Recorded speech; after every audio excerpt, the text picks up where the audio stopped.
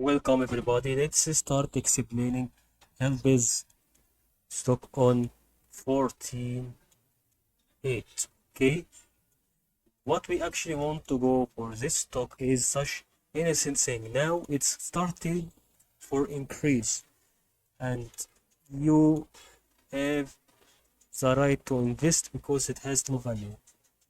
If it decreases until zero, you may not lose hard, but you can also see, for example, stocks which is about, okay, let me see similar stock to it, but it's cheaper than Helbiz stock. I want to know. Okay, it's called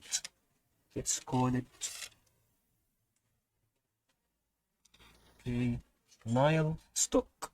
Okay, this stock is now about 37 cents, and this stock is cheaper than this Helbiz stock. It increased and decreased a little bit, and it's about now 1 USD, but this with the same chart happening and indicators for innocent increase. Okay, 37 cents, and I don't recommend to invest on Helbiz stock. I recommend for this Nile stock more than Helbiz. I hope you benefited from this video.